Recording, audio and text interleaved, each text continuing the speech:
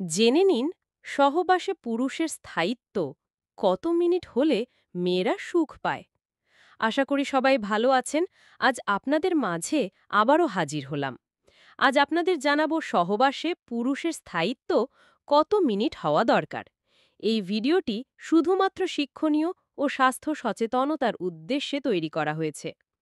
সহবাস বা করা সম্পর্কে অনেকে এমন ধরনের প্রশ্ন করেন যে যৌন সহবাসকালের স্থায়িত্ব কত সময়।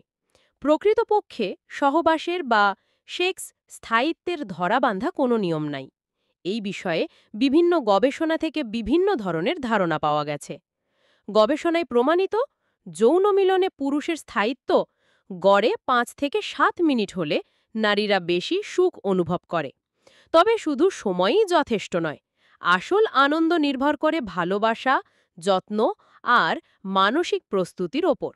মেয়েদের সুখী করতে হলে পুরুষকে আবেগ, আলাপ আর সঠিক কৌশলে মনোযোগী হতে হবে।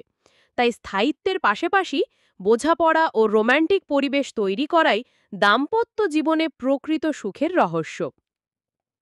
মার্কিন যুক্তরাষ্ট্রের একদল বিশেষজ্ঞদের এই তথ্য দিয়েছেন যে বেস্ট সেক্সুয়াল ইন্টারকোর্স ৭ মিনিট থেকে ১৩ মিনিটের ভিতর হয়। সমীক্ষা বিশেষজ্ঞরা বলেছেন যে সেক্স ৩ মিনিটের পর্যাপ্ত সময় পর্যন্ত হয়ে থাকে।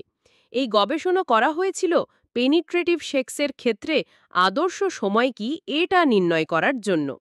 আবার কানাডা ও আমেরিকার লোকেদের উপর গবেষণায় রায় পাওয়া গেছে ৭ মিনিট থেকে ১৩ মিনিটের মতো সহবাসের সময় স্থায়ী হয়। সমীক্ষাতে আরও বের হয়ে এসেছে ইন্টারকোর্স চলার সময় ৩ মিনিট থেকে ৭ মিনিট পর্যন্ত আদর্শ সময়। সহবাসের ক্ষেত্রে ৩ মিনিটের থেকে কম সময়কে সবচেয়ে কম সময় বলা হয়ে থাকে এবং ১৩ মিনিটের অধিক সময়কে সবচেয়ে বেশি বা দীর্ঘ সময় বলা হয়ে থাকে।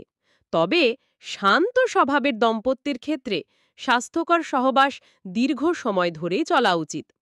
তবে একথা সত্য যে মহিলাদের ক্ষেত্রে ৩ মিনিট থেকে ১৩ মিনিটই সময় যথেষ্ট, কিন্তু পুরুষদের ক্ষেত্রে ধরা বাঁধা কোনো নিয়ম নাই। আপনাদের সুস্থ সুন্দর জীবনযাপনই আমাদের একমাত্র উদ্দেশ্য। পোস্টটি সামান্যতম উপকারে আসলে আপনার বন্ধুদের সাথে শেয়ার করতে ভুলবেন না। আপনার স্বাস্থ্য বিষয়ক যে কোনো সমস্যার জন্য এখানে কমেন্ট করে জানান। তাছাড়া আপনারা কোন ধরনের পোস্ট চান তাও জানাতে ভুলবেন না। ধন্যবাদ।